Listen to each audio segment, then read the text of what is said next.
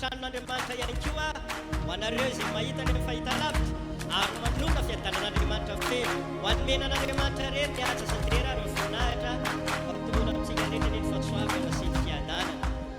Raha matoky koa samy iny fa matotongety ianao dia fitahin'Andriamanitra zany. Matoky koa ianao mahita izao fotoana izao dia fa vamin'Andriamanitra izany. Dia izao ny fanambarana androany hoe ho tahin'Andriamanitra ane ianao, handray fahasoavana lehibe ane ianao. Zao teneniko aminao ankoa hoe ninona aretina mety nampahory anao hatramin'izay, mety nienda tao nampinaretina tsy sitrapanafody fa amin'ny anaran'i Jesosy anjavinao anaty vatanao ny aretina. Ary ninona olana sedrainao dia izao amany olanao ny tompo. Raha ketraketraka ara-panahy ianao dia ampahery anao izy ho fanombohana amin'ny fotoana dia andaontsika hitehaka mafy an'Andriamanitra. Alleluia, amen. Ka omentsika ny tompony voninahitra rehetra. Faharoa satria an'Andriamanitra ny fotoana fa tsy avy amin'ny olombelona dia misaotra anazy isika satria izy Andriamanitra efa nanomana fahasoavana be ho antsika sy anao androany. Tsy maty antoka izany ianao ao anatin'ity fotoana ity fa tena izy zavatra tsy takatry ny sainao ataon'Andriamanitra anao. Mazava ke tenin'Andriamanitra Hebreo 1:10 izay manatona an'Andriamanitra dia tsy maintsy mino izy fa misy Andriamanitra. Fa maninona? Misy Andriamanitra sady mpamalisoa izay mazoto mitady azy. Sao zany teneniko aminao tsy maty antoka ianao androany, tsy maty antoka ianao androany. Amalisoa anao any Andriamanitra, ahitan'Andriamanitra miasa, ahitan'Andriamanitra anao zavatra, ahitan'Andriamanitra hietsika monjy ianao androany.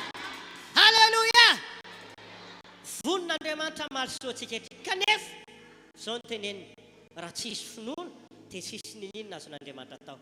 Tokana androany ilain'Andriamanitra amintsika, andaontsika hanetsika amin'ny finoantsika, andaontsika piasa amin'ny finoantsika, andaontsika ino an'Andriamanitra tanteraka fa malisoa antsika rehetra Andriamanitra. Ka ho fanombohana ny fotoana miaraka hisangana isika hivavaka saotra an'Andriamanitra dia ametraka ny fotoana rehetra tanan'Andriamanitra eo ambany fitariam-fanahy masina mba tena andraisantsika fahasoavana lehibe hivavaka atsika tompo. Misaotra anao zay ry Andriamanitra ray mahefa zavatra rehetra fa tantaninao zay tonga somatsara hiaraka nompo anao eto amin'ity toerana ity androany. Misaotra ny famanginao fanahy masina satria no ianao no antony natonga anay tonga eto amin'izao toerana izao. Dia atolotra anao ny fotoana rehetra, apetraka feno tananao ihany koa mba eo ambany fitariam-fanahy masina sy ny heriny no hivavahanay sy hanomponain'Andriamanitra eto androany. Jesosy eo na inona ho ataonay eto androany dia ataonay amin'ny anaranao, na ny fiderana, na ny fitsaofana, na ny vava, ny toroteny, ny fanatitra, ataonay amin'ny anaranao avokoa zany Jesosy eo mba ho akasitrahana eo anatrehanao.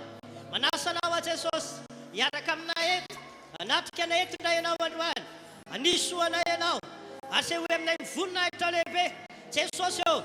Anao zato isan-jato zao fotoana izao nataonay hanompoana ny anaranao zao fotoana izao, ary manasa anao fanahy masina hiaraka aminay hitarika anay eto indray ary mifonay sy mifanahinay dia atolotra sady miankohaka ao anatrehan'Andriamanitra, ino an'Andriamanitra sy ny hery, mangetaeta an'Andriamanitra sy ny asany amin'ny anaran'i Jesosy anak'Andriamanitra velo. Samy mivavaka eto bavaka mba tena hitan'Andriamanitra ianao, eto bavaka mba tena hiasa ny fiainantsika rehetra Andriamanitra, eto bavaka mba tena hikatsaka an'Andriamanitra mifanahinao androany. Samy mivavaka hiasa amintsika rehetra ny herin'Andriamanitra, samy mivavaka asa mitsahatra ny mivavaka aoka ho asehonao sady ho finoanao fa mino ny herin'Andriamanitra sy mifanatehany ianao. Alleluia, tsy tonga eto ny sitraponay izay Andriamanitra, tsy tonga eto no sitrapony nofo fa tonga eto izay no ny sitraponao. Mangetaeta iaona aminao indray izay, ampahitao ny herin'ny voninahitra sy mifahatsarahnao rehetra. Jesosy eo eto anivona eto mifanatrehanao anio, eto anivonay mifanatrehanao androany, ataovy mahita mifanatrehanao avokoa ny olona rehetra amin'ny anaran'i Jesosy. Tahinany aty fotoana ity, misaotra anao Andriamanitra, mankasitraka anao mankasitraka anao Tompo amin'ny anaran'i Jesosy Kristy. Tahinany zao fotoana zao, fahasoavana eo aminay rehetra, nareo olona ny tokantrano any na izay ato anatin'ny fiangonana ato dia samy andray fahasoavana avokoa androany, samy ahita ny herin'Andriamanitra miasa amin'ny fiainanay. Misaotra Andriamanitra, tahinany fotoana eto. Alleluia.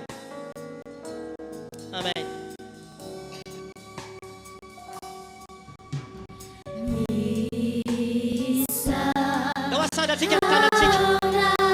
Amen.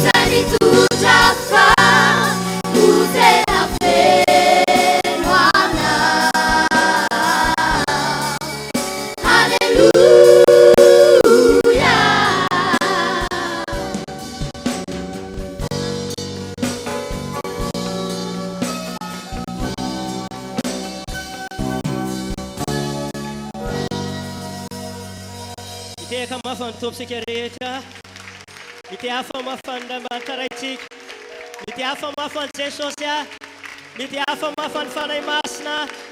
Eto ny herin'Andriamanitra sy ny fanatrehany ary matoky isika zany fa izy voninahitran'Andriamanitra lehibe hirotsaka amin'ny fiainantsika tsirairay avy. koa andao resika pete afahatanana mafy ny mpanompon'Andriamanitra zay tondratsika anatin'ny fiderana ataovy amin'ny finoana ny fanaovanao fiderana sy fisaofana fa hiasa Andriamanitra izany na atao raha hitehaka ihany te hafa mafy be ho voninahitra Andriamanitra raha orakoraka mafy be fa eto Jesosy androany sotra betsaka tamin'le tea raha ho anay izay dia ampy anay fa raha le ho an'le mpanjaka ho an'le tompon'ny tompo mendrika azy ny teha-tanana mafy be halleluja halleluja mijery ny aza ny voninahitra ho an'Andriamanitra ireryany ny fahasoavany ny famindrampony dia ho atsika sy ny ankonatsika amen dia tsy ho adinona ihany koa miarabantsika rehetrarehetra izay mpanaraka mahatoky amin'izao fotoana izao mino fa ny Andriamanitra dia Andriamanitra tsy voafetra Andriamanitra manerana izy ka naiza toerana anarana amin'izao fotoana izao dia aza manaiky androany raha tsy miona fanatrehan'Andriamanitra fa eto zany Jesosy zany amen eto izy androany raha eto Jesosy androany tsy tazatazana anao fotsiny izy tsy jerijery anao fotsiny izy fa eo amin'ny fanatrehan'Andriamanitra dia misy zava-mahagaga tsy takatra ny saina alefan'Andriamanitra amin'izay olona zay tena mitady azy dia izay mikatsaka azy amin'ny fony ray manontolo Andriamanitra dia tsy mitady fomba fivavahana zany Andriamanitra tsy mijery ny pôzintsika zany RHEFI tsy mijery ny lokony tarehanao izy tsy mijery ny fanananao izy tsy mijery izay mety mombaanao Andriamanitra fa ny zavatra tadiavin'Andriamanitra androany ny tiany hitoerana dia ny fonao ka ty ampiandohana raha hideran'Andriamanitra tsika dia raha amin'ny fonao ray manontolo amen amen izy le Andriamanitra nahariny zavatra rehetra izy le tompon'ny tompo izy le tompon'ny fahefana mendrika azy ny fiderana ny zavatra rehetra dia efa teo an-tanany dia noho izany andaontsika anetry tena feno ho adinotsika mihitsy momba antsika rehetrarehetra fa le tompon'ny tompo le mpanjaka amin'ny mpanjaka izany no indraindraintsika eto amin'ity toerana ity ka rehefa ho ataonao tokoa izany dia ho hitanao zany fiasan'Andriamanitra tsy takatry ny sainao zany ao anatin'ny fiderana ianao hideran'Andriamanitra fa izy kosa hikasika anao manokana amen amen tsarovy mandrakariva fa eo Andriamanitra tsika io dia fitiavana ninona zavatra mety hoe mbola nahalatsaka atsika androany ninona mety hoe mbola lalovantsika androany dia Andriamanitra tsy mijery anao amin'izay zavatra mety nahalavo anao nahalatsaka anao fa raha hijery anao Andriamanitra androany dia hijery anao amin'ny fitiavana dia andao ho ararotintsika izany fitiavan'Andriamanitra zany analebiazantsika azy misy kokoko dia andao arintsika hideran'Andriamanitra amin'ny fotsika ray manontolo Andriamanitra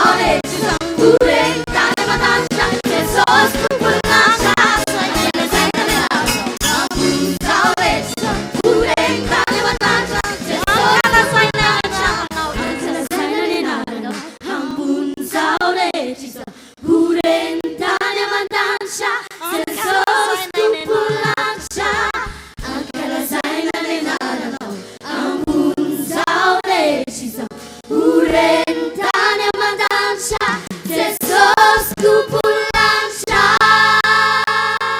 Tena tanana mafy be ho an'ilay mpanjaka mpanjaka zany mihitsy ny plasy misy an'io toerana misy an'io Andriamanitra antsika io.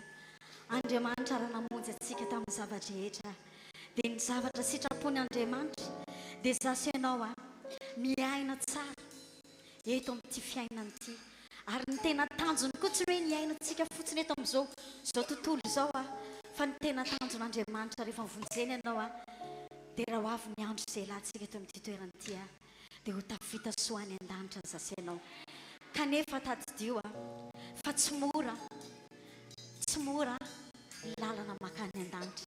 Tsy izay olona rehetrarehetra hoe teo any akory dia tafity trano, fa misy antony, misy tsy maintsy manana pasiportsika hidirana ny lanitra. Dia ny voalohany indrindra dia ny finoantsika an'Andriamanitra. Tany mafy ny finoanao mba tsy ala aminao zany ka raha ho avy ny andro, ho avy ny fotoana hiaviany Jesosy eto amin'ity tany ity dia hanana finoana ianao dia hanana anjara feno any amin'ilay lanitra vaovao. Fotoana zao tsy erikerehana tsony, fotoana zao hitazomana mafy ny tanan'i Jesosy Kristy, fotoana zao androsoana iarahana amin'i Jesosy Kristy. Jesosy efa nanomana an'ilay zavatra tsara ho antsika. Tadidio ihany koa nefa fahetsy an-daniny ny Satana dia manao zavatra mety hampihemotra anao, mandeva zavatra mety mampitahotra anao. Ka noho izany andao tanitsika mafy, ho velomintsika finoantsika, ho velomintsika amin'ny fanantenantsika, fa Jesosy le lohany tafika izay narahantsika. Ka rehefa manaraka azy mahitsitsika mandeha amin'ny fahamarinana sy fahamasinana dia mino marimarina fa tsy maintsy tonga any amin'ilay tanjon'Andriamanitra. Dia andaony saintsaintsika tirity andaony ho ataontsika mifotsika ray manontolo tirity hoe tena sarotra tokoa ny Jesosy ny lalana makany, fa rehefa mifikitra mafy aminao zay dia ho mora aminay any fanarahana ianao.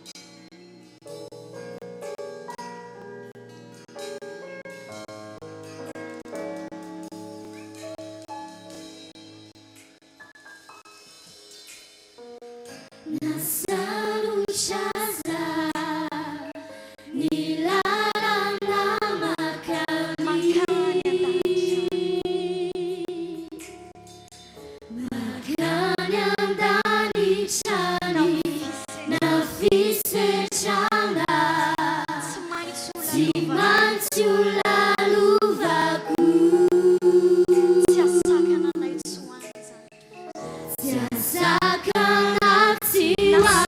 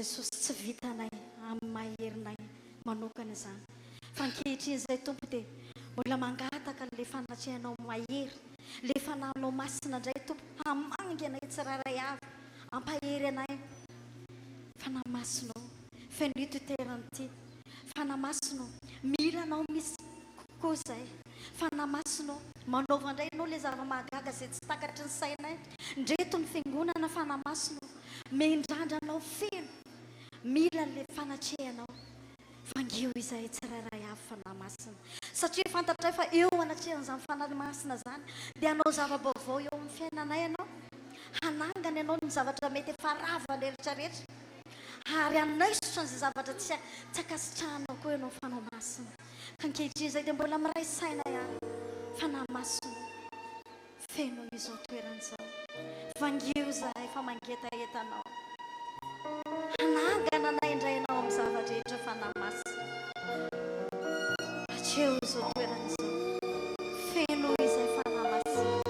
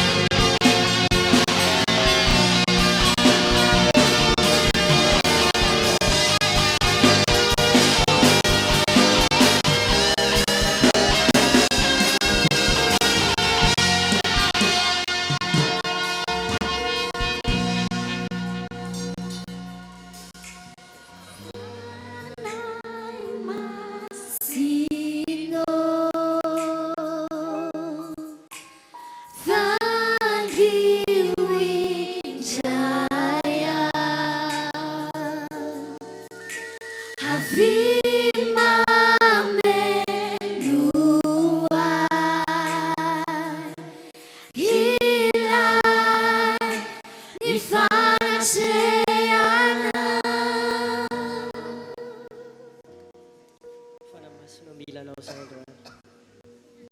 Mangetaeta ny fafenonao amin'ny fiangonana rehetra. Ary na izy tonga eto amin'ny toerana ity. Na izy koa manaraka izao fotoam-bavaka izao. Ho fenony herinao izy fanamasina. Ho anao zay manatrika ity fotoam-bavaka androany ity a. Raiso ilay herin'Andriamanitra amin'izao fotoana. Raiso zany herin'Andriamanitra izany. Ataovy tena hitan'Andriamanitra fa misy etaeta lehibe ao anatinao ao. Rehefa aminao ny herin'Andriamanitra dia afaka mahay manome mihoatra zay ilainao izy. Mahay manome mihoatra zay irinao izy. Mahay manome mihoatra lavitra zay angatanao izy. Raiso ny herin'Andriamanitra androany. Avy aloha ilay herin'Andriamanitra hiasa ao amintsika. Alleluia. Izy efa nampanantena. Afaka mahay manome mihoatra Andriamanitra. Afaka mahay manome mihoatra Andriamanitra. Mahay manome mihoatra ny angatanao. Mahay manome mihoatra zay heverinao sy irinao. Fa miankina amin'ilay hery zay ao anatinao. Miankina amin'ilay hery miasa ao aminao zany. Raiso ny herin'Andriamanitra. Na ho anareo any an-trano anary. Andao hifamaritra amin'ny herin'Andriamanitra. Andao hifandray amin'ny herin'Andriamanitra. Na izy rehetra misy herin'Andriamanitra miasa ao aminy. Afaka andray mihoatra anao androany zay angatanao. Zay tsy vita ny herin'ny tenanao. Zay tsy vita ny olona intsony. Mbola vita ny herin'Andriamanitra ao anao zany. Mifandraisa amin'ny herin'Andriamanitra. Mifandraisa amin'ny herin'Andriamanitra. Samy mivavaka. Ataovy zay afana mifandray amin'ny herin'Andriamanitra.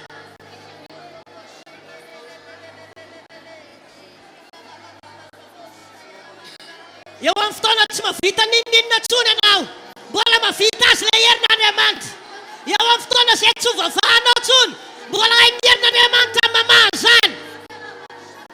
Alleluia. Amen. Amen. Oh, ny herinao Andriamanitra ilainay. Ny herinao Andriamanitra irinay. Ny herinao Andriamanitra miverana hiasa amin'ny fiainanay. Amen, amen, amen, amen, amen.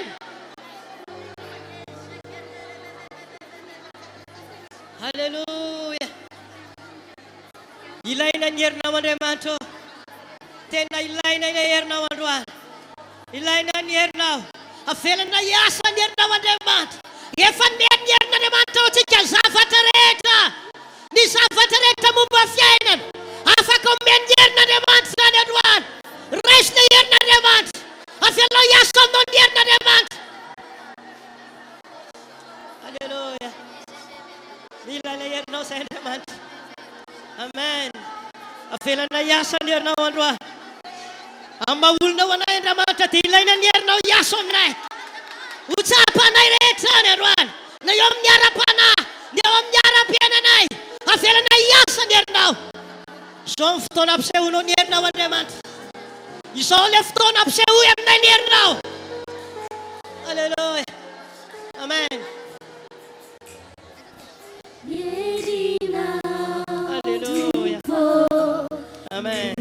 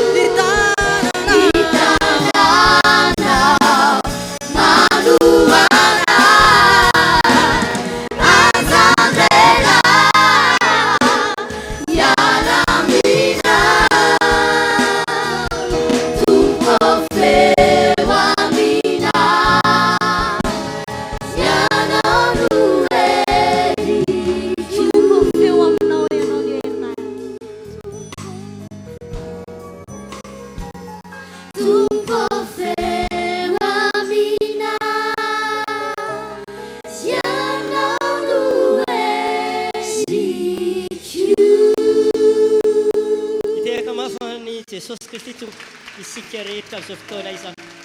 Alleluia, alleluia. Mahazahoany toerantsika. Za resy lahatra fa tena miasa eo amintsika rehetra ilay herin'Andriamanitra amin'izao fotoana izao. Satria izao voalaza ny soratra masina fa efa fotoan'andro ampisehoan'Andriamanitra ny heriny izao. Tsy rapitso fa izao. Amin'ity fotoana ity ampiseho ny heriny Andriamanitra. Ampiseho ny heriny Andriamanitra. Dia inona ny zavatra ho tsapanao rehefa miasa ilay herin'Andriamanitra, rehefa mihetsika ilay herin'Andriamanitra. Baiboly dia miteny Andriamanitra dia mahay manome mihoatra izay iriny sy angatahany farak'ilay herin'Andriamanitra miasa amintsika. Ekeko hoe tamin'ny herin'ny fahalalànao, tamin'ny herin'ny fahaizanao, tamin'ny herin'ny volanao, mety tamin'ny herin'ny olona izay natenainao mety tsy namokatra, mety nandiso any natenana, mety tsy arakarak'izay natenainao ny tonga. Fa androany amin'ny teny aminao, raha hiasa eto ny herin'Andriamanitra androany, mahazo mihoatra ianao androany, mandray mihoatra sy manao amena. Tia fotompo ary.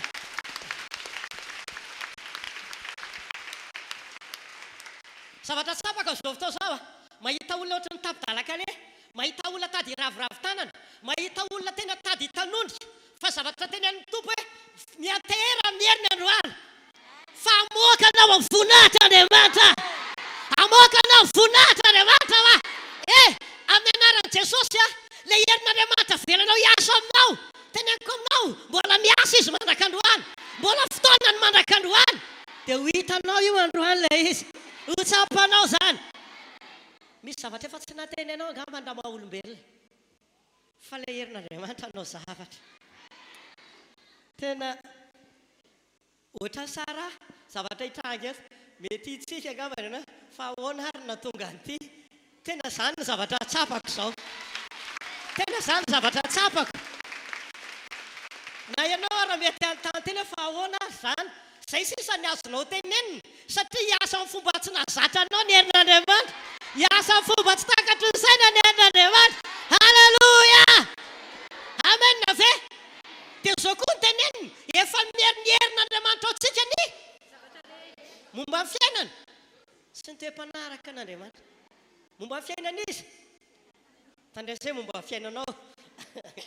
Dia fiainako indray izay nareo zarery, fa tsika rehetrarehetra momba ny fiainantsika, zavatra rehetra tsy zavatra ray. Ho an'ny mpianatra aloha izany dia efa azoko antoka be izay hiatrika amin'ny fanadinana manomboka rapitso. Omeny ny herin'Andriamanitra anao ny fahalalàna, ny fahaizana, tafita soamantsara, ny ao amin'ny tokantranonao, ny ao amin'ny ara-bolanao, ny ao amin'ny fahasalamanao, hatrany amin'ny ara-panahinao, manaova amainina mafy ianao. Omeny ilay herin'Andriamanitra izany. Halleluia, amen. Andaontsika tena hifamatra amin'ny herin'Andriamanitra manomboka an'io hoe amela ny herin'Andriamanitra hiasa.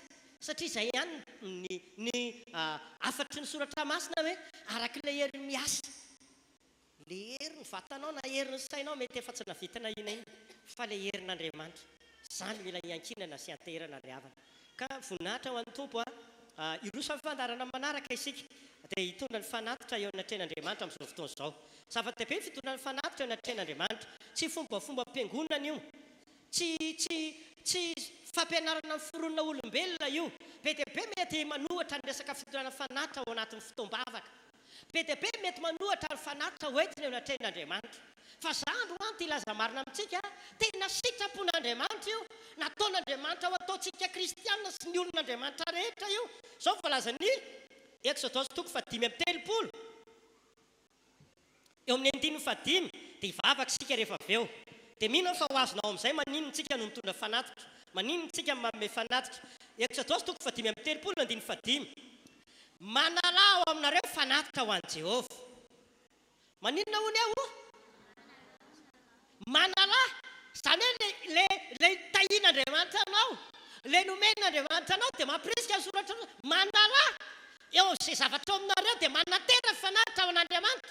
Dia izao ny ampirisina amin'ny tapany faharoa, le fanatitra tokony ataonao manao any, izay rehetra ampirisia amin'ny fonao dia aoka hitondra ny fanatitra izany ho an'i Jehovah. Izay rehetra ampirisia amin'ny fonao.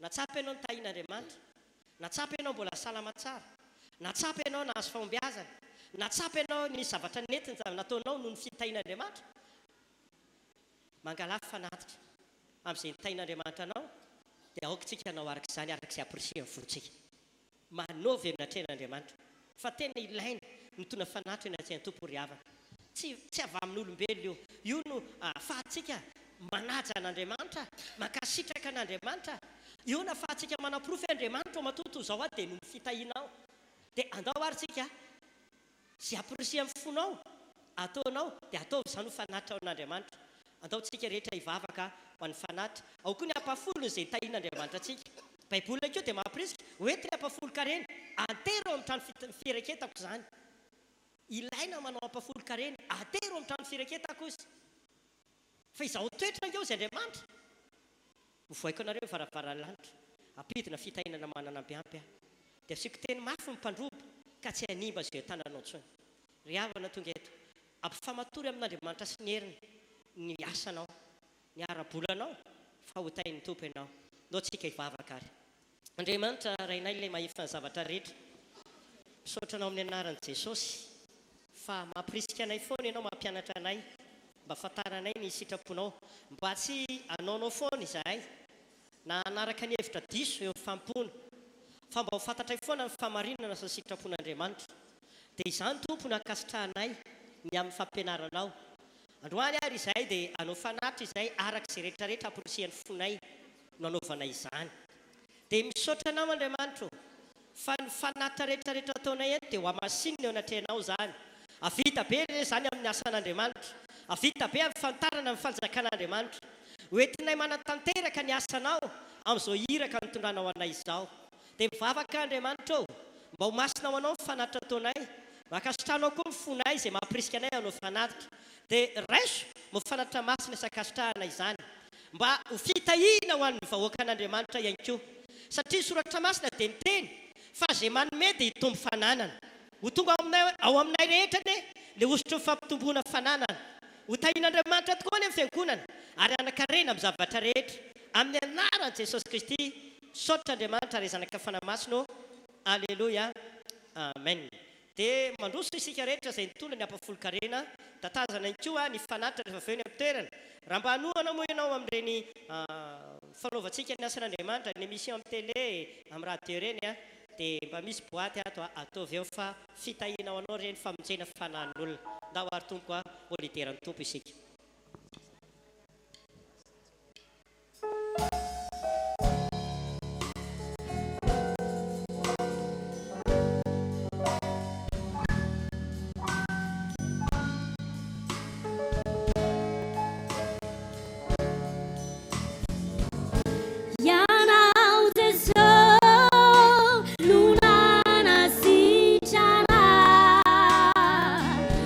Katiana fe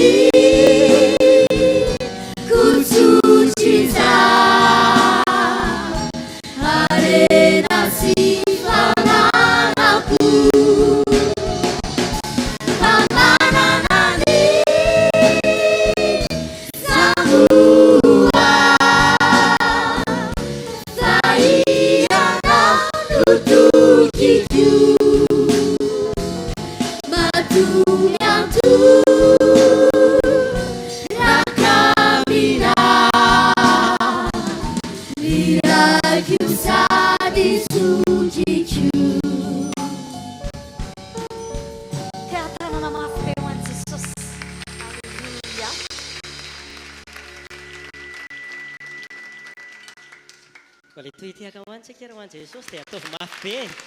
Alleluia! Amen!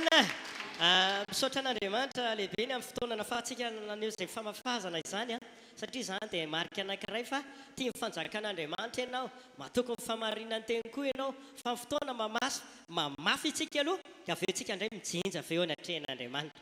Izany tsy tokony hiketraka amin'ny fanaova-tsoa ny soratra masina, sa tsy izany ve? Fa vavy fotoana tsy maintsy hijinja foana isika. Hotain'Andriamanitra tompoko ometsika toerana ireto mpanompon'Andriamanitra ireto izay mitondra antsika tao anatin'izay fiderana izay. Tonga fotoana andrenesantsika ny tenin'Andriamanitra indray isika anio. Zako tena resy lahatra fa Andriamanitra rehefa miteny dia anao zavatra izy izay. Amen, na ve zany? Rehefa miteny Andriamanitra dia tsy maintsy manao zavatra izy izay. Ka dia hivavaka isika mba tsy hoe fahalalana maha-olombelona. Raha ny tenako dia voalohany aloha mety tsy mahay mandahateny aho. Raha ny tenako mety hoe fohy ny fahalalako sy ny fahaizako, fa mahatokintsika fa mifanan'Andriamanitra rehefa miteny dia izy afaka mampiteny mihoatra ny sitrapon'ny olombelona. Dia andaontsika hivavaka, tonam-bavaka ny tenin'Andriamanitra, hitondram-bavaka ny fotsika sy ny fanahintsika mihitsy, mba tena hoe hisy fiantraikany eny amintsika ny tenin'Andriamanitra ka hamokatra amintsika izany. Hivavaka sika tonko. Ry Andriamanitra rainay eo, sotranao indray andro any fa hijoro eto ako, hisolo vavanao. Manaiky aho Jesosy hiteny arak'izay efa napetraka ao atao anatiko. Manaiky koa ho vavolombelona ny teninao. Ity aho, sakafo ny vavako fanay masina, ampitenena, mefanapahendrena, ary hosory ihany koa, ary amin'ny anaran'i Jesosy mivavaka ako, ny foamam-panahiny fiangonana rehetra, eny, na ny fivavahana izany nareo olona rehetra any anatin'ny trano hipetrahany ihany, dia samy andray fiantraikany herin'ny teninao Andriamanitra. Koa mitenena Tompo Andriamanitra fa vonina iaino ny mpanomponao. Amin'ny anaran'i Jesosy Kristy Tompo, mankasitraka Tompo Andriamanitra. Alleluia. Amen. Amaky tenin'Andriamanitra isika dia hoentiko rehefa avy eo fampidirana ny amin'ity lohahevitra izay mbo ampitondrain'ny Tompo androany ity. Ny amparezako anao dia aoko linany amin'ny famarinany teny, aoka indray ny teny amin'ny finoana, fa rehefa latsakaponao ny tenin'Andriamanitra ka resanao amin'ny finoana dia tonga fiainanao anao zany. Ka andaontsika ary amaky ny tenin'Andriamanitra araka izay voasoratra amin'ny bokin'ny Romanina toko 9 andiny mifaraiky amin'ny telopolo. Romanina toko 9 andiny mifaraiky amin'ny telopolo. Amin'ny anaran'i Jesosy Kristy Tompo namakiko ny tenin'Andriamanitra izany. Inona ary ny olazaintsika amin'izany zavatra izany? Raha Andriamanitra no momba antsika, iza no atohatra antsika. Fakiko amin'ny alàna dika teny hafa izao, inona no olazaintsika ny amin'ny zavatra rehetra manankejy antsika ozy. Rehefa Andriamanitra no momba antsika dia tsy misy maharesy antsika. Averiko, rehefa Andriamanitra no momba antsika dia tsy misy maharesy antsika. Hiteka ho antompontsika rehetrarehetra androany.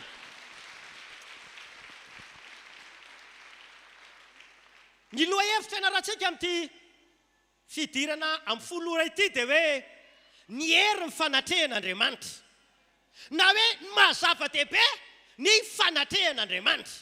Ry havana tonga eto, voalohany indrindra aloha ny fampidirana dia izao.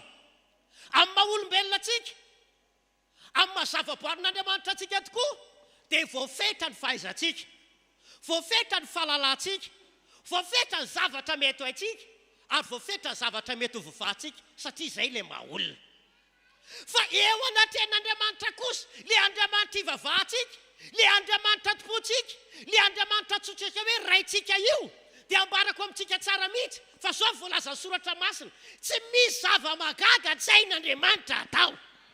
Izy le Andriamanitra mahay zavatra rehetra, ry mpanompon'Andriamanitra isany, ry zanak'Andriamanitra manatrika ty fotoam-bavaka ity, ty ilaza marina aminao ahako fa le Andriamanitra toriko aminao, le Andriamanitra ivavahantsika, Andriamanitra velona izy ary mbola Andriamanitra manan-kery mandrak'androany.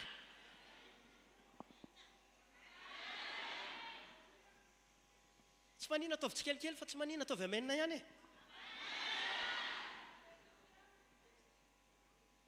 Zay fandresen-dahatra anao, manaovy amenina mafy ary ianao. Mbola manan-kery amonjy anao Andriamanitra androany, mbola manan-kery amonjy anao Andriamanitra androany. Saranga resy lahatra fa mahagaga Andriamanitra.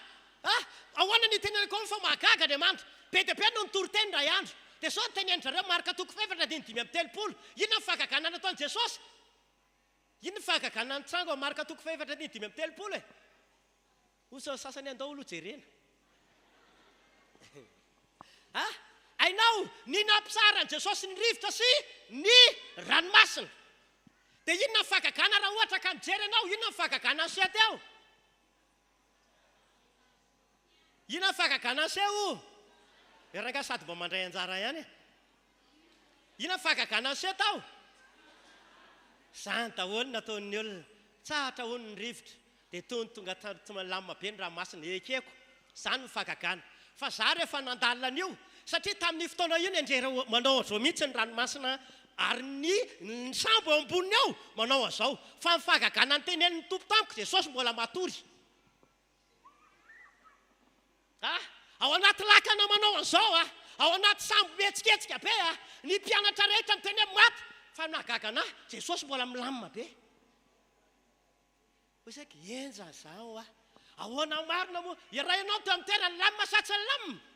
Fa nanino Jesosy mbola natory? Fahagagana tamiko iny. Efa manino ianao Jesosy matory dia zao ny tenenina matoky ny raiko aozy eo an-tana amin'ny fiainako, eo an-tana momba rehetra. Dia raha mbola ao an-tanany tsy miletika zany io, tsy miongana zany io, tsy rava zany io. Io ny tena fahagagana ozy. Dia nampianarin'i Jesosy dia nytenenina tenana amin'ny olona hoe io ny tena fahagagana, hoe Jesosy mbola matory ao anaty lakana efa enjera.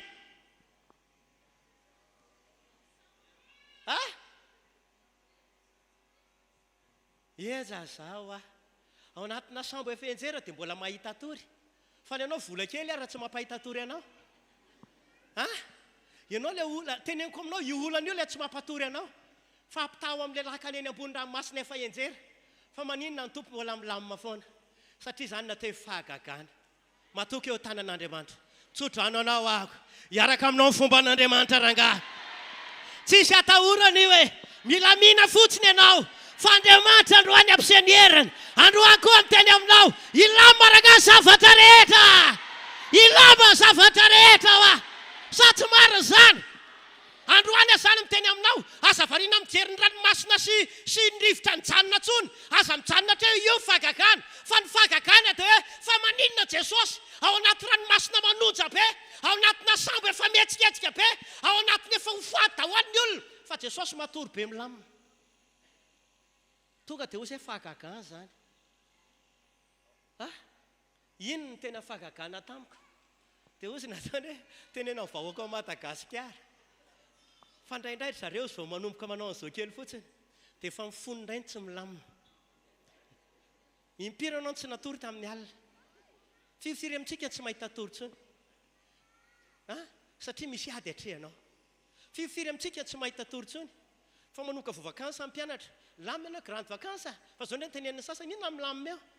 Efa miasa saina amin'ny resaka fitaovam-pianatra, miasa saina amin'ny resaka droit-mpianatra, miasa saina amin'ny zavatra rehetrarehetra ao. Misy olana atrehanao amin'ny tokantranonao. Fa zao ny tenenin'i Jesosy milamina fotsiny fahitanan'Andriamanitra io. Tsy maintsy tafavoaka i rangahy. Amin'ny anaran'i Jesosy ahita fiasan'Andriamanitra lehibe na rangahy. Halleluja! Amen! Fa nanino ary Jesosy ny tsy nikoropaka e? Zay fanontaniana mipetraka. Nanino Jesosy ny tsy nikoropaka fa mbola natory tao anaty lakana efa enjera? nanino Jesosy tsy nikoropaka, nanino Jesosy tsy mitovy fisaina amin'ny mpianatra, satria teo mifanatrehan'Andriamanitra. Teo mifanatrehan'Andriamanitra. Rehefa eo mifanatrehan'Andriamanitra dia miteny aminao io olana sedrainao io ady misy lalovanao io zavatratra misy amin'ny fiainanao io, rehefa miaraka aminao mifanatrehan'Andriamanitra dia miteny aminao tsy maintsy tafavoaka io, tsy maintsy milamina io, fa saintsainy fotsy manomboka an'io. Raha tena tsapanao mifanatrehan'Andriamanitra dia afaka atory lamina ohatran'i Jesosy ianao anaty lakana mihetsiketsika. Ozy ilay olona izay hoe nainga mivoaka amin'ny fokory pasteur rehefa nietsika ny rano. Mivoaka ahoana manga mety tafavoaka, raha tsy didiny hoe tsy mivoaka, tsy fantatra ozy fa nanao an'izao daholo mihitsy mifoky iray manontolo. Dia fa nanino ka nanao an'izao ilay lakana FIvoriam izay vao nandeha ozy. Nihetsiketsika be ny rano, dia epitany ho any anosy be. Dia rehefa nanomboka hariva manomboka any amin'ny roma tsy mety mandeha daholo ny olona tsisy. Dia hoe maika fa tsy maintsy nandeha, fa rehefa tonga teny hono nanenina hono Andriamanitra raha ohatra izao raga tsy nandeha. Andriamanitra amin'io miteny hoe milamina ianao, fa izy amin'io tsisy milamina eo. Naingo voaka amin'ny foko ozy dia ozy misy karazan'olana mampivoaka fo arave zany ato ambonin'ny tany. Fandroany amin'ny teny milamina. Tena akaikinao milamina fotsiny ianao e. Rehefa miaraka aminao fanatrehan'Andriamanitra dia tafavoaka io e. Dia manao vamenina mafy are. Halleluja. Amen ve. Za androany miteny aminao efa ela nihetsiketsika ny lakanao. Efa ela ianao tsy nilamina intsony angambana. Fa androany miteny aminao ilamina amin'izay raha eo ilamina amin'izay io Sady za ve. Halleluja. Eo mandeha fotoana. Ozy ny teny soratra masina hoe raha Andriamanitra miaraka amintsika, raha Andriamanitra momba antsika dia tsisy maharesy antsika izany. Tsisy maninona? Tsisy maharesy antsika izany. Dia hoy amintsika izany satria amin'ity volan'ity tsika dia hita ao anatina fanafahana, hiaina ao anatina fanafahana. Be dia be mahatsapa misy sakana, be dia be misy mahatsapa hoe misy tafika devoly amin'ny fiainana, be dia be mahatsapa hoe misy fahasarotana, misy fitondonganana amin'ny fiainana. Fandroany amin'ny teny aminao raha vao miresaka fanafahana amin'ny herin'ny demonia, raha vao miresaka fanafahana amin'ny famatorana fahavalo dia tsy afaka misaraka amin'izany mihitsy ny fomba an'Andriamanitra. Tsy afaka misaraka amin'izany ny fomba an'Andriamanitra. Raha vao miresaka ny fanafahana, raha vao miresaka tafika atao amin'ny fahavalo dia tsy maintsy mieritreritra izay fa mila ny fomba an'Andriamanitra. Ry havana, zava-dehibe zany androany, soraty zany.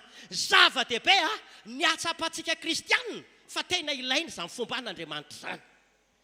Averiko, zava-dehibe ny hatsapantsika kristianina fa tena ilaina ny fomba an'Andriamanitra. Ny fivavahana tompoko, ny fanompona an'Andriamanitra tsy fihetsiketsehany ivelana zany. Ny fanompona an'Andriamanitra tsy sinema zany. Ny fanompona an'Andriamanitra tsy ilaina titra zany. Fa ny fanompona an'Andriamanitra dia ilaina fomba an'Andriamanitra. Sady zany ve. Halleluja. Fa fomba an'Andriamanitra ihany no mampiavaka. Ny fomba an'Andriamanitra ihany no mitondra vokatra. Ny fomba an'Andriamanitra miantoka amin'ny fandresena. Ny fomba an'Andriamanitra mampiaiky fahavalo e. Manao famena ianao.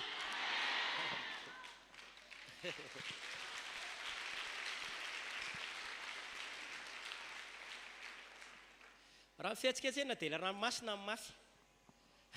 Nataony nanao an'izao mihitsy ny sambo. Fa Jesosy ny lamina foana. Tsy mifihetsihetsehana zava-dehibe efa momba Andriamanitra amin'ny lamina. Sa tsy marina? Halleluja. Ndao antsika hijery kely andeha alavidavitra isika. Raha vao miresaka hoe fomba an'Andriamanitra isika dia izao ny zavatra azo tonoina. Ohatsiny ilay soratra masina hoe raha Andriamanitra momba antsika dia tsy misy maharesy antsika. Noho izany, na inona hery, na fahefana, na trangam-piainana, na zava-misy lalovantsika dia tsarovy fa rehefa eo ny fomba an'Andriamanitra tsisy maharesy antsika izany ireny. Amen ve zany? Averiko ihany hoe rehefa Andriamanitra momba antsika dia na inona hery, fahefana, trangam-piainana, na zava-misy tsisy maharesy antsika izany ireo rehefa eo amintsika ny fomba an'Andriamanitra. Ndao ianarantsika kely are. Inona ny dikany hoe momba antsika Andriamanitra. Ndao jerevana io. Indraindray tsy fantatry ny olona ilay izy. Anka mahatonga anazy fentavatra. Indraindray tsy fantatry ny olona ilay izy dia mahatonga anazy mikropaka rehefa anaty sangam-piainana. Rehefa tsy fantatry ny olona ilay momba antsika Andriamanitra dia mahatonga anazy fentavatra rehefa misy sedry na misy ady lalovana. Fa zao, inona ny dikany momba antsika Andriamanitra? Voalohany, ny dikany hoe mombantsika Andriamanitra dia izao, Andriamanitra miaraka amintsika foana. Raha iresaka hoe mombantsika zany Andriamanitra dia tokony ho tonga an-tsaina voalohany hoe miaraka amiko izy zany. Amen. Faharoa, ny hoe mombantsika ihany koa Andriamanitra dia hoe eo amintsika mandrakariva izy, miaraka amintsika ary eo amintsika foana na hoe eo amintsika mandrakariva. Manarakaraka ity ny lesontsika androany ary fatoka be eo amin'io ako hoe inankina hoe mombantsika Andriamanitra, ny atao hoe mombantsika ihany koa Andriamanitra dia izao, manatrika antsika foana izy naiza naiza, manatrika antsika foana izy. Halleluja, amen. Ry havana, fa maninona ny ilaina ny fomba an'Andriamanitra, maninona ny ilaina miaraka amintsika foana Andriamanitra, fa maninona ny ilaina eo amintsika foana, ary maninona ny ilaina miaraka amintsika foana izy na manatrika antsika dia ity, tena miantoka tanteraka ny fandresenao ny herin'ny fanatrehan'Andriamanitra izay eo amin'ny fiainanao. Tena miantoka tanteraka ny fandresenao ny herin'ny fanatrehan'Andriamanitra eo amin'ny fiainanao sy izay zavatra rehetrarehetra ataonao. Na inona ho ataonao, na inona ho tanterahanao, ary na inona ady lalovanao, rehefa eo ny fanatrehan'Andriamanitra, rehefa eo ny fomba an'Andriamanitra dia miteny aminao aho, tsy maintsy tafavoaka ny olona, tsy maintsy tafavoaka ny vahoaka an'Andriamanitra. Halleluja, amen. Ve zany e? Ry havana tonga eto sy izay manatrika any amin'ny tokantrano misy azy any, ity ny famarinana androany.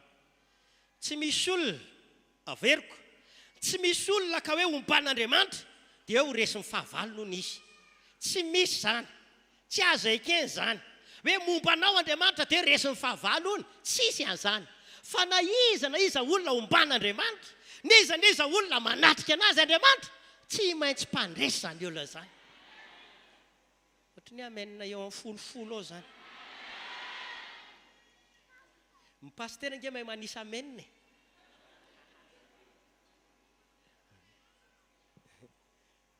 Traka ianao raha hianatra an'izany. Ahoana nandrefesanao ameninao am-piangonana? Inona miantoka tanteraka amin'ny fandresentsika? Ny fanatrehan'Andriamanitra sy fombany. Amen. Noho izany, aza misaraka amin'ny fanatrehan'Andriamanitra, aza misaraka amin'ny fomba an'Andriamanitra, na inona fahalalanao, na inona fahaizanao, na firy olona fantatrao, na manahoana volana na ny tananao, ilaina ny fanatrehan'Andriamanitra rangaha. Ny vola mety hiova ny abetsana, ny olona mety hiova ny fivadiana, ny hery sy tanjakana anao mety misy fotoana mety miaina ny herinao, fa raha Andriamanitra sy ny heriny tsy miaina mandrakizay ny heriny. Halleluja. Ny izany miantso anao ako ny toroteny hoentiko androany, mila samy antoraka eo akaikin'Andriamanitra foana, mila manateny ny fomban'Andriamanitra foana, fa raha mbola mombanao Andriamanitra dia miteny aminao ako, tsy maintsy iseho ny voninahiny, tsy maintsy iseho ny heriny, tsy maintsy tafavoaka ianao e. Amen. Tsisy fahavalo zany eo alohanao zany rehefa miaraka aminao ny fanatrehan'Andriamanitra. Halleluja, amen.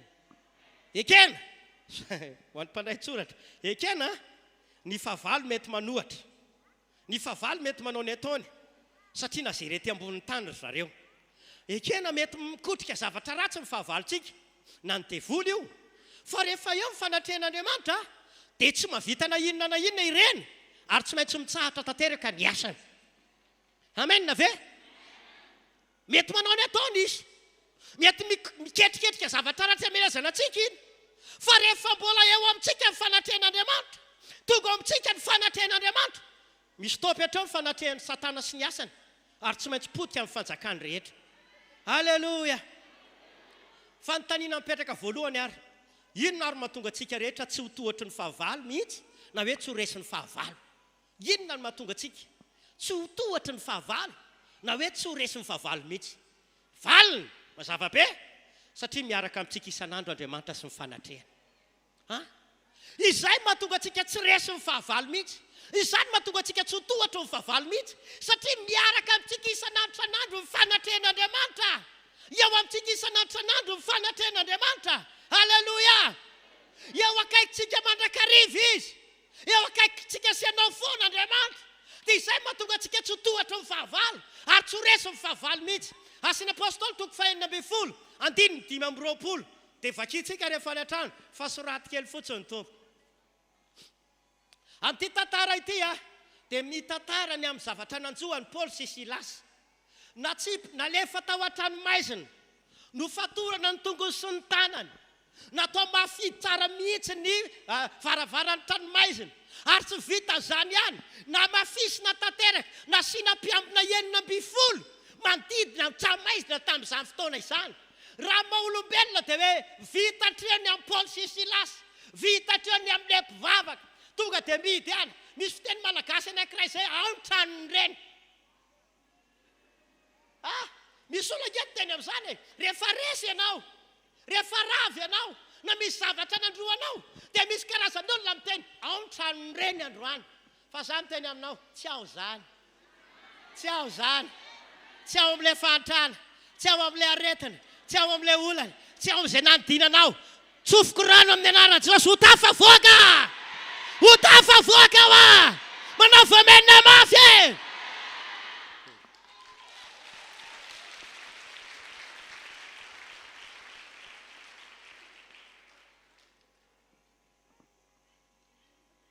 Toiziko ilay tantaran'i Paul sy Silas.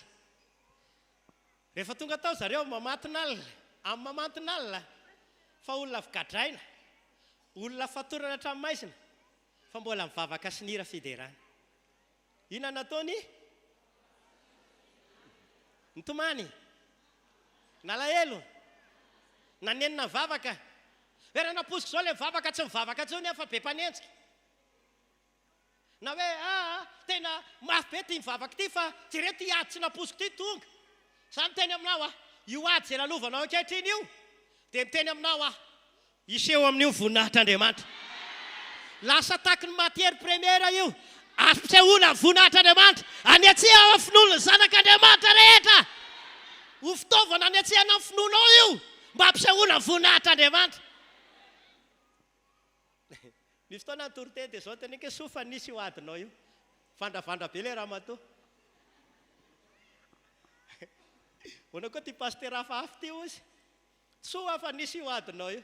Dia efa ahoana? Amin'izay hoa mihetsika Andriamanitra. Amin'izay hoa hanao zavatra, zay vao azoko ozy.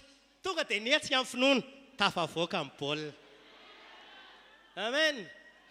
Dia rehefa tonga tao tranomaizina izy mirahalahy, dia nanomboka ny dery, nanomboka ny vavaka, nanomboka ny antsoantso, tafidy natao fanatrehan'Andriamanitra. Na ninona hoy tafidy natao fanatrehan'Andriamanitra. Zany hoe na dia tany an-tranomaizina aza kay, dia mbola naninona ihany, nitsofoka tao fanatrehan'Andriamanitra. Tsy azo nosakanana ny fanatrehan'Andriamanitra, dia vokatr'ilay fanatrehan'Andriamanitra niditra tao, dia nampahery be, satria fahitantsika tao daholo ny dikany hoe momba antsika Andriamanitra, manatrika antsika ao izy, eo foana izy, tsy manalavitra antsika mihitsy, maninona koa miaraka amintsika. Ka izy, Andriamanitra miaraka tamin'izy mirahalahy tao, nomba n'izy tao an-tranomaizina tao.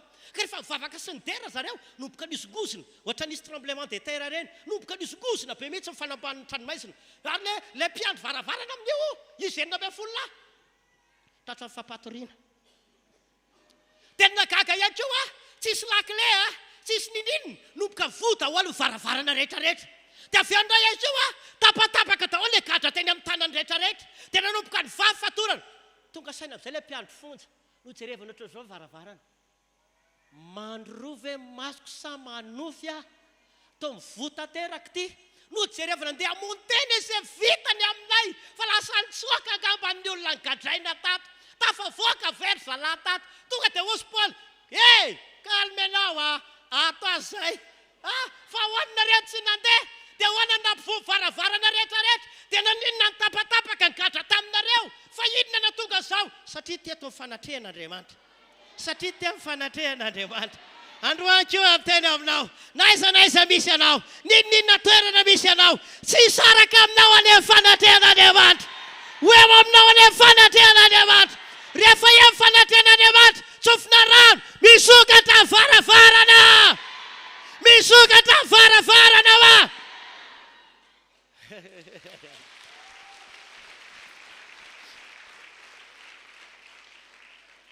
Ary androany iteny amin'ny anaran'i Jesosy, fa na inona famatorana mety manageja amin'ny fiainanao na ny ankonanao amin'izao fotoana izao, satria hiaraka amintsika ny fanatrehan'Andriamanitra, eo amintsika ny fanatrehan'Andriamanitra. ho tapatapaka ny fatorana rehetra. Ivany famatorana rehetra androany. Ho tafavoaka amin'izay rangahy ianao. Alleluia. Amen. Tsisy nininona teny an-tanan'izy mirahalahy fa ny falalahidin'izy ireo rehefa nampianatra ny tompo satria niaraka tamin'ny fanatrehan'Andriamanitra.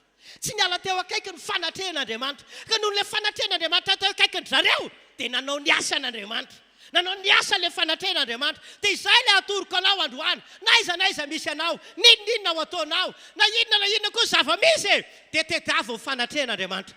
Fa nampanatena izy rehefa momba antsika Andriamanitra tsy misy maharesy zany rangatsika.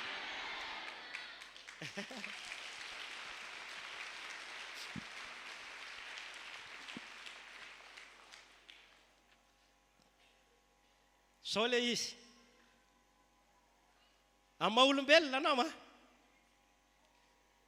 amin'ny mahazanak'Andriamanitra anao azafady amin'ny maha-olon'Andriamanitra anao dia tadity ho eo aminao isan'andro ny fanatrehan'Andriamanitra satria tsy kesenao olona, tsy kesenao vahoakany, tsy kesenao olon'Andriamanitra dia hiaraka amintsika foana io fanatrehan'Andriamanitra io satria izay maha-olon'Andriamanitra antsika. Averiko tsara, tena hipetraka tsara anatinao manomboka androany hoe amin'ny maha-olon'Andriamanitra antsika, amin'ny mahazanak'Andriamanitra antsika dia ho eo amintsika isan'andro izany fanatrehan'Andriamanitra izany.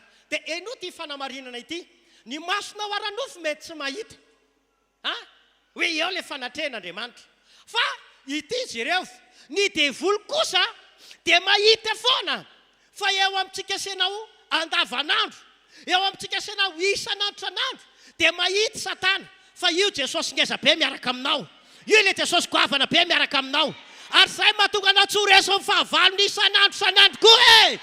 Alleluia.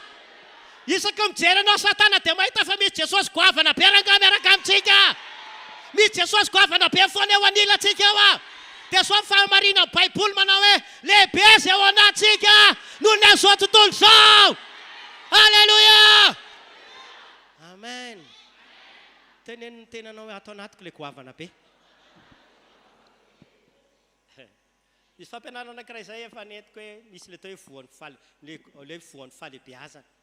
Hitanao na dia mbola nefa ilay makany amoron-dava zao ianao dia mandeha amin'ny allée des baobab eny ianao dia mita ankizy kely be dia be mitondra ohatra ny zanaka baobaba, mitondra vonina baobaba dia baobaba kely ohatra ny dia izao no teneniko atao inona koa ty baobaba kely ty kely io fa goavana be ny ao anatiny io. Na dia zanaka baobaba kely ohatra n'ina ary dia efa manantena fa goavana ny ao anatiny. Dia za koa miteny aminao mety tsy ny avy ny olona ianao, mety ampanin'ny olona ianao, mety tsy vakin'ny olona aloha ianao, mety tsy rehefa tonga mba ianao mandray fitenenana dia ohatra ny tsy asiny mialatsiny amin'ity fiteniko ty hoe mety tsy mivaky loha aminao mihitsy ny olona, fa zao manomboka androany takaro ato anatinao ato ilay goavana be, ato anatsika senao ato ilay goavana be hoa manomboka izao dia ho hitan'ny Satana zany fa misy goavana be ao anatsika senao e, miaraka amintsika ilay goavana be hoa. Amen ve? Ohatra raha misy mampitahotra ny zanakao ka eo foana ianao ray aman-dreniny dia matahotra reny olona izay mitady anao tsinitsinina ny zanakao reny satria eo ianao ilay ray aman-dreny goavana. Dia ohatra izany koa ry havana io fiainana io, tsika ianao zanak'Andriamanitra, tsika isanao olon'Andriamanitra. Teneniko amintsika raha sitrapon'ny Satana te hampahoriny zanak'Andriamanitra foana, raha sitrapon'ny Satana te hitondra olana sy fampahoriana foana fa za rangahy resy lahatra matoa Satana tsy afaka manao ninina satria mahita izy hoe miaraka amin'ny raitsika isika, miaraka amin'ny Andriamanitra goavana isika. Amen ve zany? Alleluia. Ry fiangonana tonga tao amin'izao toerana izao sy anareo mpanafika amin'ny fotoam-bavaka ny an-tokantrano any ka manaraka ty fandarana ity te ilaza marina aminareo ninina fiainana mety lalovanao, mety tena tafalatsako anaty aizana angamba ny fiheveranao anao, mety ozy ianao tsisy afaka mietsika tsony amiko izay ataoko rehetrarehetra fa zao ny teneniko amintsika ao anatin'io aizan'io mbola afaka mirapiratra ny fiainanao, mbola afaka ho tonga ny fahazavanao. Inona ny atao izany? Jesosy ilay ambaran'ny Baiboly hoe kitany maraina. Maninona hono izy? Kitany maraina. Ilay kitany maraina raha mbola miaraka aminao zany io Jesosy io, izy ilay tonga fahazavan'ny fiainanao zany ny tena marina. Amen. Ho tonga fahazavan'ny fiainantsika tsiraray amin'ny fotoana memaizina nge ny andro iny indrindra ilay vomaika maninona miseho ny kitany, arakaraka ny mamaizina ny andro vomaika miseho ny kitany. Ohatra iteny ny kitany hoe maizina io fa izay mampazavana eo. Dia izao koa ny zavatra fahamarinana teneniko aminao zany, amin'ny fotoany andalovanao setra dia vao maika Jesosy ampiseho miaraka aminao fahazavanao, miaraka aminao vahaolana ho anao, miaraka aminao fandresena ho anao. Amen ve zany e? Faharoa manarakaraka izay, ry havana tonga eto, rehefa amintsika ihany koa fanatren'Andriamanitra dia araka rehefa tenenina teny aloha tsy hisy fahavalo ajanona eo alohanao zany rehefa miaraka aminao fanatren'Andriamanitra. Izay le faharoa. Iazakazaka kely satria ho lansady amin'ny fotoana. Hoy aho hoe tsy misy fahavalo ajanona eo alohanao zany rehefa eo aminao koa ny fanatren'Andriamanitra. Josa toko voalohany 5 ny anoanako an'izay. Josa toko voalohany 5. Rehefa eo ny fanatren'Andriamanitra dia tsy misy fahavalo, tsy misy naizan'izy ajanona zany eo alohanao. Josa toko voalohany 5. Amin'ny anaran'i Jesosy tsy hisy, matoa teny hoe tsy hisy dia zavatra ho avy zany, zavatra mety hiseho any ariny zany. Tsy hisy ozy tsy hisy olona ajanona eo alohanao amin'ny andro rehetra iainanao. Tahaka nombako any Mosesy nombako anao koa, tsy andao anao ahako na afoy anao. Alleluia. Ho tanteraka aminao any eo iteny eo, ho tanteraka amintsika rehetra zay manao amen na mafy. Amen. Alleluia. Mampananteny eto Andriamanitra hoe tsy hisy olona ajanona eo alohanao amin'ny andro rehetra iainanao. Tahaka izay nombako a Mosesy ozy nombako anao koa, dia za tsy andao anao zany, za tsy afoy anao zany. Hitantsika zany le hoe momba antsika Andriamanitra dia miaraka foana, tsy miala amintsika, eo anilantsika foana. Dia ninona fahavalo, niza mitady anao tsinitsinina antsika, tsy ajanona eo alohantsika intsony ireny manomboka androany. Manaova amen mafy be ianao. Ny anindriko an'iny zany Josa toko voalohany 5 dia izao: tsy mavita na inona na inona zany ny devoly rehefa eo ny herin'ny fanatrehan'Andriamanitra. Averiko, tsy mavita na inona na inona zany ny devoly rehefa eo le herin'ny fanatrehan'i Jesosy. Raha mbola eo amintsika ny fanatrehan'i Jesosy, raha miaraka amintsika ny fanatrehan'i Jesosy, dia tsy havita na inona zany ny devoly, satria ny devoly dia kolonian'i Jesosy mihitsy. Maninona hono ny devoly? Kolonian'i Jesosy ireny. Ndray andro namoaka devoly tamina olona anankiray, devoly masika be tao anatiny. Raha matohatry ny mba tena misongadina tsara amin'ny fiaingony, ny paoziny, nanaonao volo miaraka amina lokomena, miaraka amina boty, tonga dia matsoko loha be mihitsy. Dia rehefa namoaka ny devolinazy tao aoriana tao za, dia vao nametra tanana kely aloha, dia nanomboka mivandravandra be izy dia mivadika ny tarehiny, ary to mivadika aho asany ala mamaky azy. Dia avy eo dia ohatrany dia nanomboka miteniteny foana, miteny ratsy be. Andriamanitra, tsy naposiko madama ohatr'izao no miteniteny foana aho. Dia rehefa tohizina ihany ny délivrance, tohizina foana, no dakany tamin'ile boty matsokoloha be izay vavarandro. Tamin'izany aloha ny antso amin'ny mamanay fa tsy haiko koa izay natao hoe masa. Satria naharary ako. Dia ity amin'izay, dia nanomboka roako amin'ny anaran'i Jesosy miala ho ary Satana. Dia ozy amin'izay nataony, ka mahatonga ny mamely anao tsy tianay maheno an'izany anaran'izany. Dia zao teneko, tsy tianareo zany. Anarana inona ho any tsy tianareo? Le anarana Jesosy ozy dia ataony. Dia zao teneniko miteny ianao ho aninona no miteny? Niteny teo rehefa nanenenana ozy. Dia teo izay natakarako hoe ny devoly kay kolonian'i Jesosy tanteraka ireny. Vao maheno ny anaran'i Jesosy ireny dia efa mandositra. Halleluja. Amen na ve? Le niteny teo raha ozy efa nanenenana. Dia teny natonga dia vao maika resy lahatra hoe vao maheno ny anaran'i Jesosy ny fahavalo dia tsy ajanona eo alohantsika. Anoana kely an'iny ray marika toko 5 voalohany ka hatramin'ny 12. Hoe rehefa eo ny fanatrehan'i Jesosy dia tsy hisy fahavalo ajanona zany. Tsy hisy devoly azaka ny fanatrehan'i Jesosy zany. Sa tsy zany ve? Rehefa tokoa tao anatin'ny tany ny Gerasaina Jesosy ozy ny soratra masina, dia amboarina soratra masina amin'ny 2. Dia niala teo trambokely izy dia niaraka tamin'izay dia nisy lehilahy azo mpanahy maloto nivoaka teny amin'ny fasana ka nifanena taminy. Dia nitoetra tao amin'ny fasana izy ka tsy nisy olona nafatotra anazy intsony na dia tamin'ny gadra azy. 14.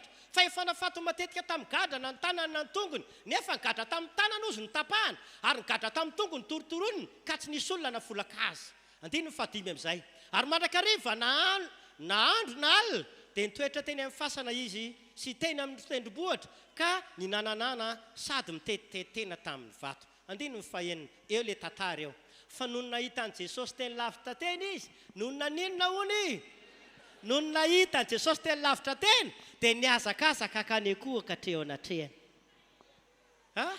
dia niantso tamin'ny fehamahery hoe ngoa mifaninana kory zay sanao ry Jesosy zanak'Andriamanitra avy indrindra ampianianiko amin'Andriamanitra ianao aza mampijaly aho io le lesitsika io hoe le lehilahy anankiray no nampijaliany ny devoly nampahory satana tanteraka nitetitety tena tamin'ny vato miantsoantso sy minananano miboridana tanteraka tsy nisy olona afaka nafolaka nanamatra azy fa tena nahery vaika ny hery mifatorany devoly tamin'ny lehilahy io nijaly ny olona tsisy olona sanandalo tsony tao amin'ny atoerana nisy azy satria matahotra ny amin'ny famatorany devoly tamin'ity lehilahy ty fa nay andro nandalo tao amin'ny toerany Jesosy lay Jesosy atahoran'le fanaratsy rehefa nandalo tao amin'ny toerany Jesosy dia nanomboka ny fona satana nanomboka natahotra satana nanomboka ny orohoro satana ary ny akohaka teo anatrehany Jesosy sady mifona tanteraka dia andiny mifafito niantso tamin'ny fehamahery izy ka niteny manao hoe ry Jesosy zanak'Andriamanitra avy indrindra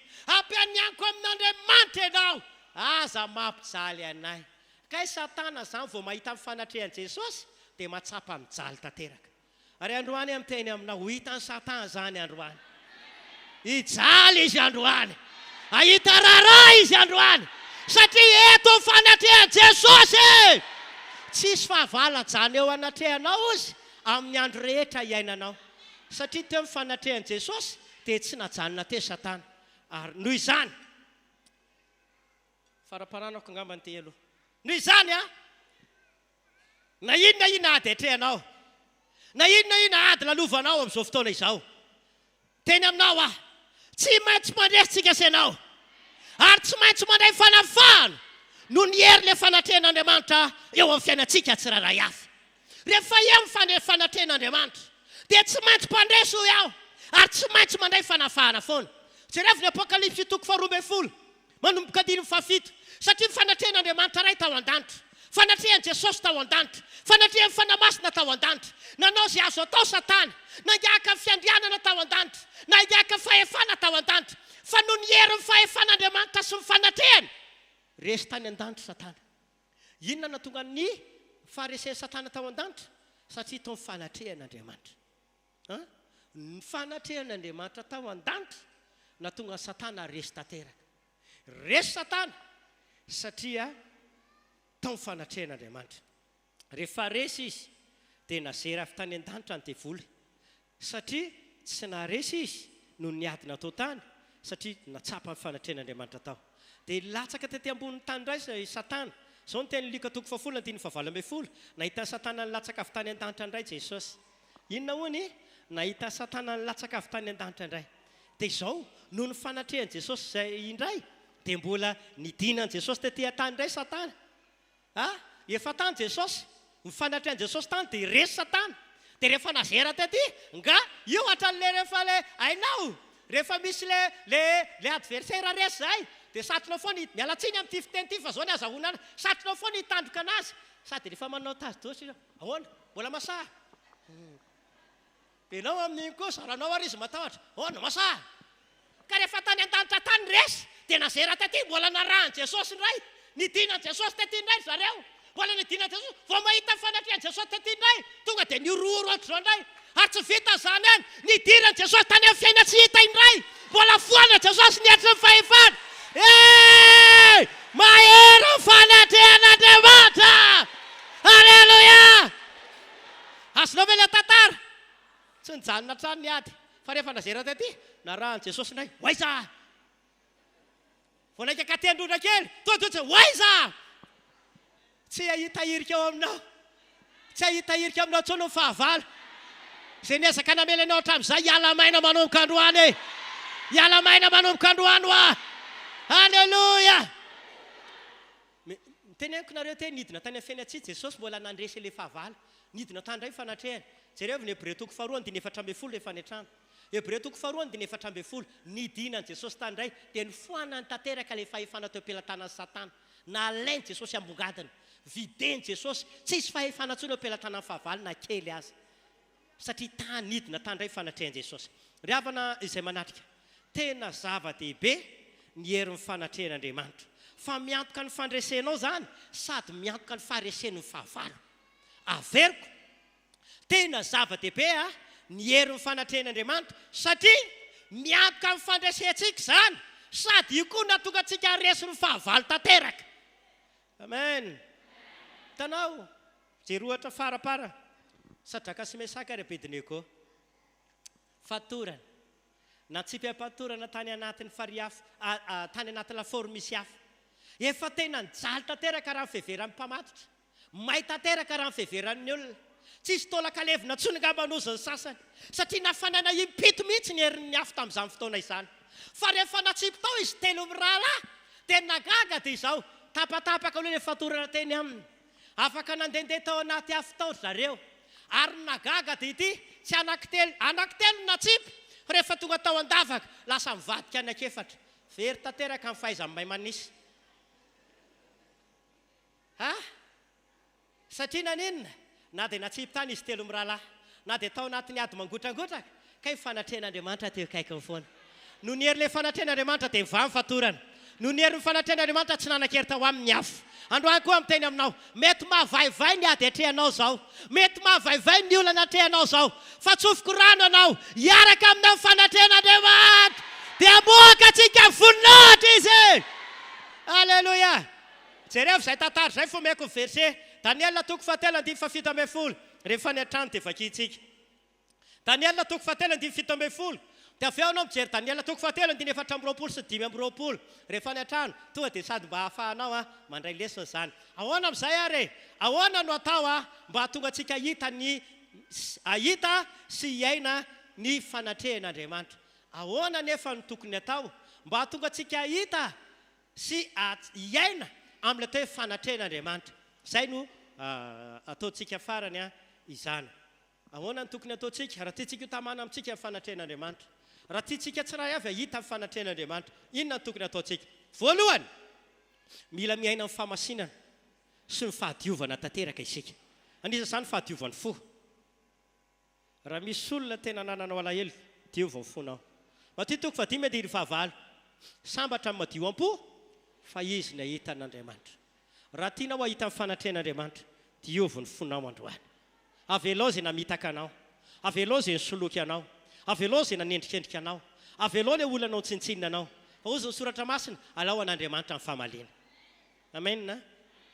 Raha tianao ahita ny fanatrehan'Andriamanitra sy hiaina amin'izany zany, zava-dehibe ny fahamasinana, zava-dehibe ny fahadiovana. Amen. Izao mantsy no izy, eo amin'ny toerana madio sy milamina, dia eo mahatamana ny fanatrehan'Andriamanitra. Eo mahatamana ny herin'Andriamanitra. Rehefa madio ka milamina eo, dia ho tamana eo koa ny fanatrehan'Andriamanitra. Amen ve? Hitantsika amin'ny bokin'ny Daniel toko 2:5 zao ohatra. Daniel dia liana tamin'ny fanatrehan'Andriamanitra. Daniel tsy te-hisaraka tamin'ny fanatrehan'Andriamanitra.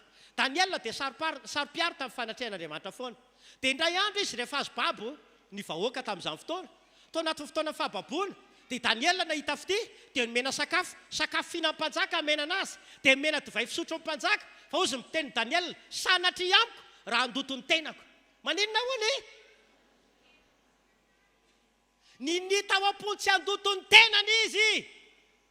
Satria fantany raha mihinana sakafo fihinany mpanjaka io raha misotro ny divay fisotro ny mpanjaka io satria ireo olona mpanompo sampy reo, olona miaina zavatra ratsy reo, dia mazava ho azy.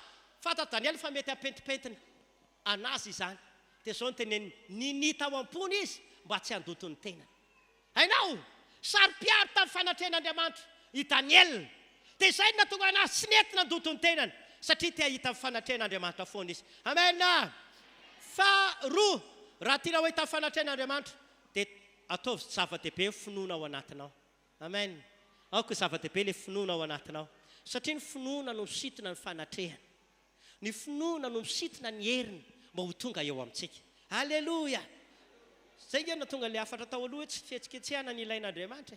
Tsy pôzipôzy ivelany ny ilain'Andriamanitra. fa ny ilaina dia hoe ahoana ny atonga anao ahita amin'ny fomba any. Amen. Fahatelo farany a, anisan'ny fototra anankiray mahatonga fanatrehan'Andriamanitra tsy eo amin'ny olona dia ny olona manompo sampy. Manompo andriaman-kafa. Raha mbola manompo sampy ny olona na manompo andriaman-kafa dia tsy ho tamana eo ny fanatrehan'Andriamanitra. Hiala eo ny fanatrehan'Andriamanitra. Fandroany amin'ny teny amintsika esory izay rehetrarehetra tsy araka sitrapon'Andriamanitra. Tsy afahintsika ve ilay Deutéronomie 2:7-10 ka hatramin'ny 5 io ny amaranako azy dia vita ataoviko. Deutéronomie 2:7-10 ka hatramin'ny 5. Ary miaingahy ianareo ankehitriny ka mandehana mitany lohasaha. Ie, dia mandehana ozy ka mitany lohasahandrika zareda dia nita lohasahandrika zareda isika. Andino fahatelo, ary ny andro nandehanantsika hatrany Kadesa ka hatrany Kadesa Barnea ka hatramin'ny nitantsika ny lohasahandrika zareda dia 7 taona. Mandra-pahalanindritra ny mpanafika rehetra tamin'izany taranaka izany ka tsy nisy intsony teo amin'ny toby araka izay nianianan'i Jehovah taminy. Ary koa ny tanan'i Jehovah dia namely azy, andrikana azy, mandra-pahalanindritra anazy ka tsy nisy intsony teo amin'ny toby.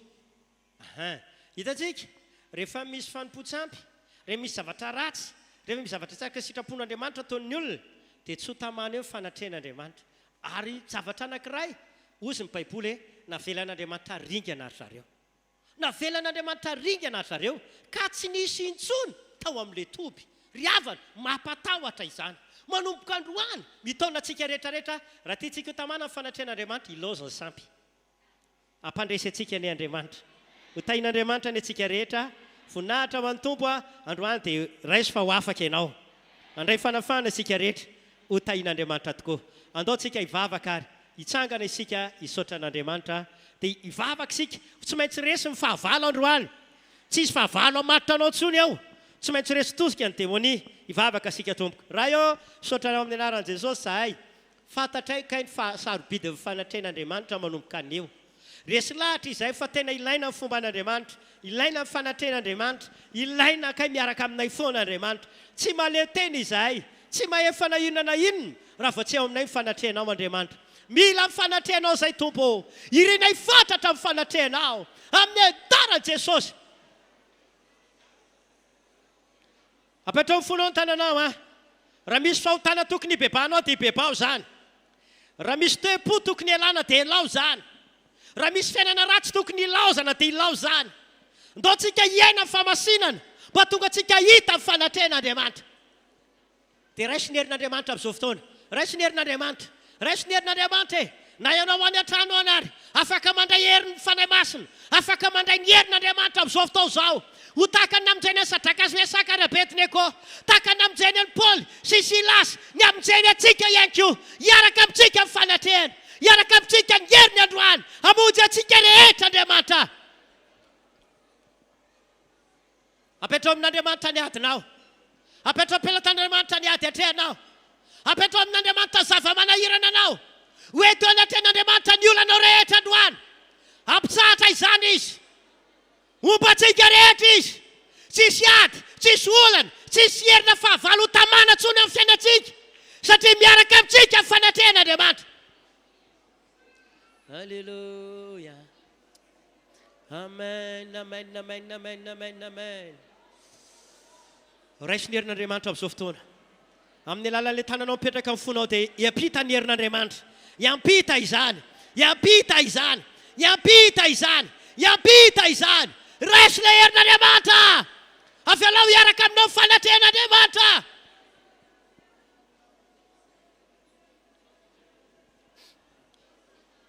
Saotranao Andriamanitra raina. Mankasitraka anao a Tompo. Feno zahay fanahy masina amin'izao fotoana izao. Feno amin'ny osotrao zahay. Feno amin'ny herinao zahay. Ahidino ny afinao. Ahidino ilay herinao. Ahidino ny fahafenonao. Mameno anay rehetra tonga eto.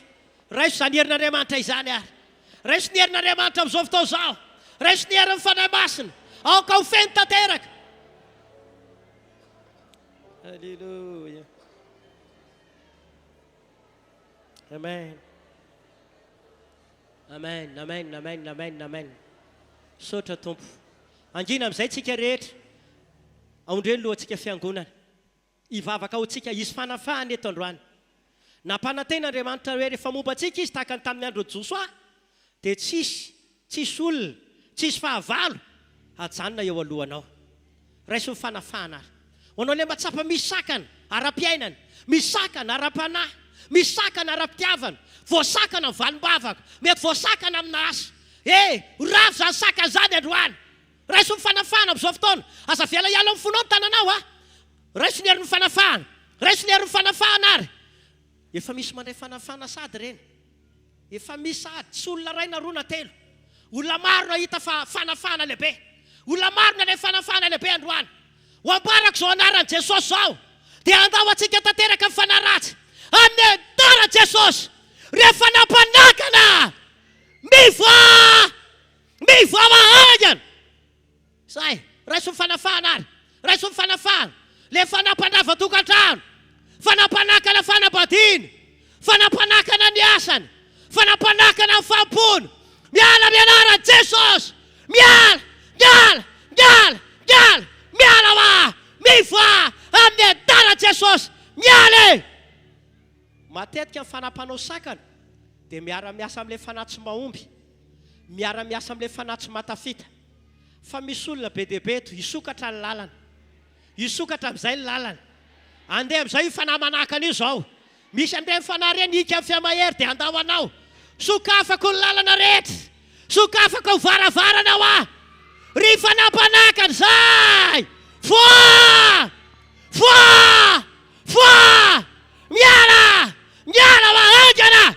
Le fanahy tsy matafita. Le fanahy tsy mahomby. Fanampitona fahafatesana. Manao sakana fiainany. Fok. Miala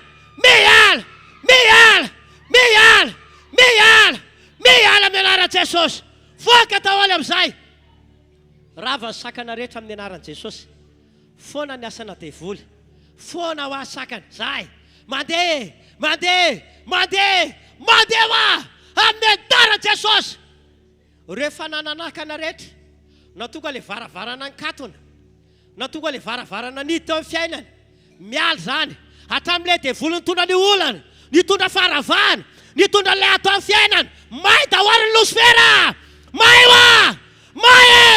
foa amin'ny anaran'i Jesosy. Ritra ny loharanona retana. Mitsahatra ny ady rehetra. Mpandreso ny fiangonana. Mivada hoala ny olana. Ahita ny herin'Andriamanitra sy ny voninahiny zao fiangonana zao. Afaka amin'ny anaran'i Jesosy. Sotra tompo. Amen. Doi tehaka mafy ny tompo sika rehetra. Mazahony toerantsika tompoko. Raha ianao ho mpandresy ho tain'Andriamanitra. Amin'izao fotoana zao mialohan'ny amaranana ny fotoana dia andaontsika hivavaka ho andreo lasana bavy izay hiatrika ny examen baccalauréat manomboka rampitso alatsinainy. Ndao entina mbavaka izy ireo mba ho tain'ny tompo men'Andriamanitra saina sy fahindrena ary fahalalana ary ho tafita soamatsara izy ireo. Ka ho anareo lasana bavy izay hiatrika amin'ny fanadinana rampitso dia manasa anareo izay mba andeha ety aloha fa izay fiangonana kosa dia hivavaka ho anareo. Iza misalasala dia angatahako ngamba amin'ny pastera Jean-Aimé hivavaka ho anareo e. Aleo izy nitsodrany anareo fa izy manana an'ilay ositra tonga dia matafita mihitsy. Dia mandrosoa daholo fa aza matahotra.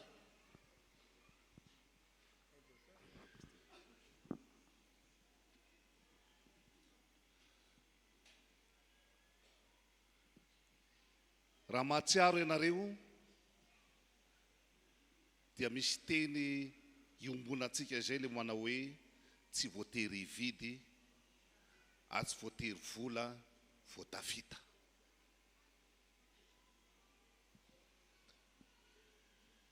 Tsy voatery anao kolikoly fa noho ny Andriamanitra miasa dia afaka no tafita ianareo. Efa tapaka ny ozony, efa resy zany, matoy ianareo analabaka, efa tapaka zany rehetrarehetra zany. Dia manana finoana fa tsy maintsy tafita ianareo. Mino an'izany ve ianareo? Efa misoratra ao ny anaranareo asandrato ny tananareo azy. Amin'ny finoana no anambarana. ary ilazana amin'ny fomba ofisialy fa reto ankizy rehetra mijoro eto anoloana ireto dia tononona sy ambara amin'ny anaran'i Jesosy fa tsy maintsy afaka amin'ity fanadinana andray mandeha izay ho atrehany ity. Ninona sakana, ninona herimaizina, ninona ozina, na avy any amin'ny ray aman-dreny, avy any amin'ny razambe, avy any amin'ny mpanompo sampy, tapahako amin'ny anaran'i Jesosy reo ozina tsy mahatafita rehetra. Miala! Miala! Miala! Ary ambara amin'ny anaran'i Jesosy fa noho ny fijoroan'izy ireo eto anoloana dia mamindra fo amin'izy ireo Andriamanitra. Ka dia tafita soamatsara, afaka soamatsara ho voninahitra Andriamanitra. Tsy misy na dia ny ray aminareo azaka hitomany hoe tsy afaka. Fa fifaliana lehibe no anambarana fa tafita amin'izany ianareo, afaka amin'izany ianareo ho voninahitra Andriamanitra izany. Misaotra Tompo amin'ny anaran'i Jesosy. Amen. Dia farabaina sady izany ianareo satria tsy ho tonga any aminareo tsiraray avy fa fitaiko eto ny arahaba. Arabaina afaka bakalorea soamatsara ianareo. Tainy Tompo afaka mahazo toerana ianareo. Alleluia. Misaotra ny Tompo isika, misaotra ny mpanompon'Andriamanitra ihany koa. Marana amin'ny fotoana zany tsika. Amin'ny filazana dia izao. Amin'ny Alakamisy fafito ny volana roa anomboka ny convention nationale atrehan'ireo mpanompon'Andriamanitra rehetra.